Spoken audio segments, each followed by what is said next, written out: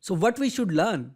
First of all, we should learn about data, and we have given a basic definition, and we discuss an example also.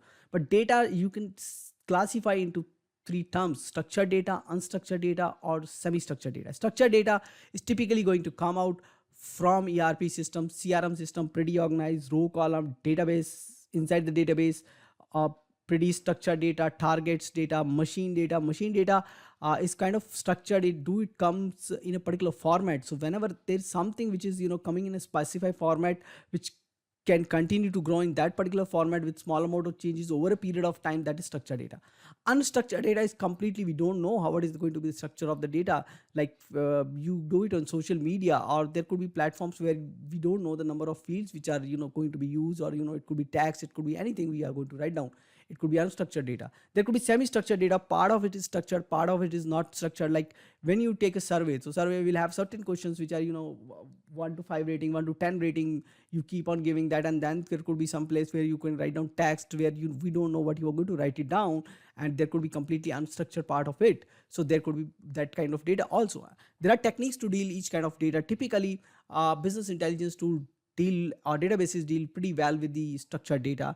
For unstructured data, data science, machine learning are typically used because they are difficult to interpret, and then the storage is preferably done in file systems, or NoSQL databases are preferred for such things. Now, it is not that mean that we cannot store unstructured data into databases. There can be structure put in, and then we can put it that into the structured databases also. But everything is not sorted for everything, so there are best tools which are available to deal with each of these things. Now, one more important thing which you will hear and which you should learn is basics about database. So we will talk about RDBMS, relational database management system, and there are two kind of relational database management system which you will be hearing time and again. One is OLAP and one is OLTP. OLAP is online analytical processing system is OLAP, online transactional processing system is OLTP, and OLTP is the system what we call ERP and CRM.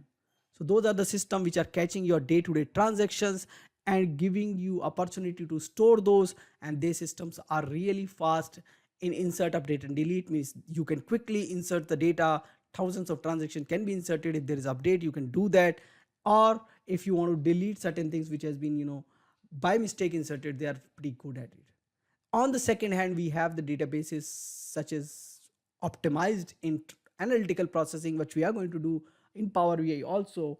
So analytical processing systems are read optimized system. Means you should be able to read them very quickly.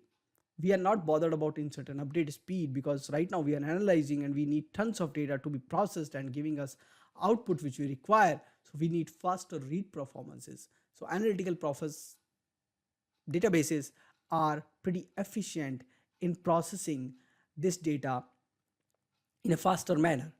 Then you would hear about two database schema. There could be more about it, but typically because we are using Power BI, and we will time and again say you create a star schema.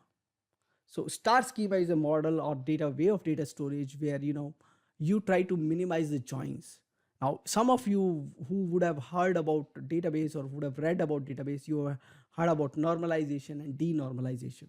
Now, star schema is partially normalized, or it kind of a denormalized kind of a system. Now, on the other hand, you have something known as Snowflake system, which is highly normalized. And this is what the below one, the Snowflake data schema is preferred by OLTP, and the star is preferred by OLAP. And that's how the relationship is there. So one is read optimizer, one is write, update and delete optimizer. So when you are going to do this business intelligence, you will also heard about one more term, which is data warehouse. Now, what is this data warehouse? We talked about this OLAP and star schema, and this is what is going to play a bigger role in data warehouses. So data warehouse is the one place where we are clubbing up this entire data for analysis.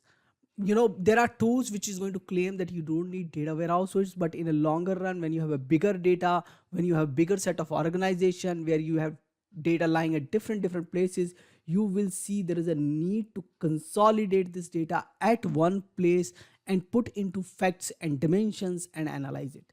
And what is this facts and dimension? So when we do the transactions in OLTP system, they are stored in transactional system. They are supported with master data. What is this master data? Like city information, person information, date and time information, anything which is less movement, which is basically kind of static, or what we call about against which I'm going to judge my performance or qualitative in nature, is typically going to be dimensions. And then we are going to store certain data which we can measure the performance against. So that measures is going to be stored in facts, like my sales, how much sales I have done is part of stored in sales, and against which I have done my sales is part of dimensions. So like city, or you can call geography, which can include state, country, are these part of the dimensions. But sales, purchase, my financial metrics like profit, loss, they will be stored in some kind of fact or other fact, and that's where we are going to analyze.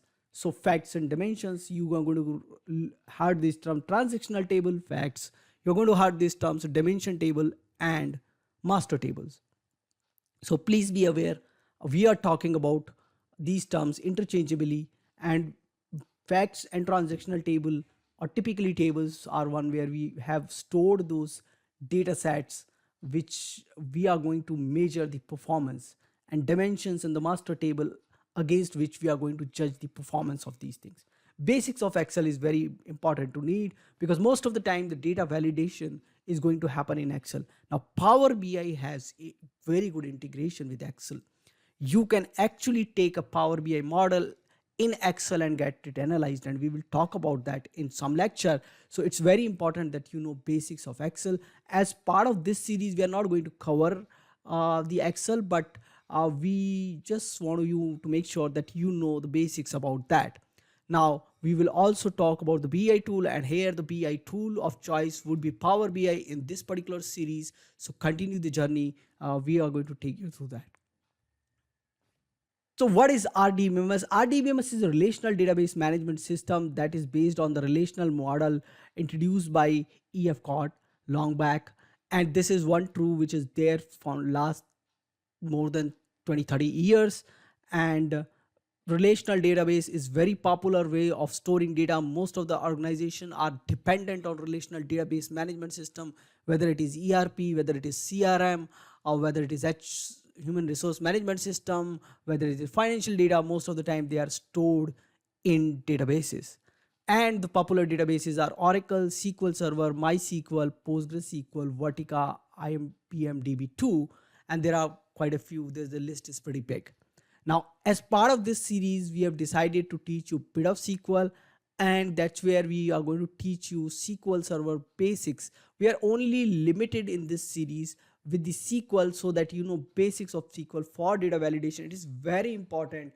Just like to know the Excel, it is very important that you should be knowing a little bit of SQL if you are planning to go in a career path as a technology person for Power BI, not as an analyst, only the business analyst. But if you are going as a technology analyst or the data analyst, it's very important that you learn basics of SQL, so that if there is a need, you can go ahead and do the validation on databases. So let's say you created a report and you are saying the sales for the month of March is, let's say, $20,000. Now from where we are going to validate this number? Is this number 20,000 is true or not? So we can get it from ERP tool and validate it. Now, do you have access to ERP tool? If you don't have access, there will be the team giving you data would provide you some kind of SQL, or you can create some kind of SQL which will tell, okay, for this month, this is my sales number. You can just go ahead and run that query and validate that. Now, similarly, by city, I want to validate. I can run a query on my database and get that by city. And similarly, I can, in my BI tool, can validate it by city. And sometime number has to match till last decimal place. So just having the knowledge of Excel and SQL Server is going to help you in data validation. Very important part of data analytics or business intelligence, that you should able to validate your data.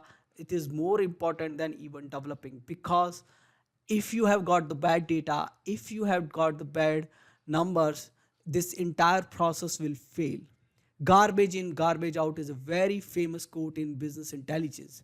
So you have to remember that you got good quality data inside your system, and you have to make sure that the quality remain intact and given back to the end users. So learn little bit about RDBMS, and then the next thing which we are going to have is, we talked about this star schema.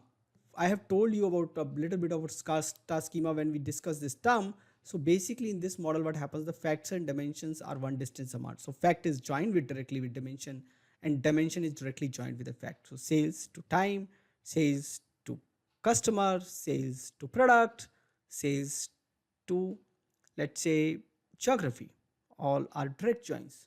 So we are going to learn this when we create this schema in Power BI, and you will be able to see when I design this model that everything is one distance apart. Now, ideally in a star schema, the two facts does not join.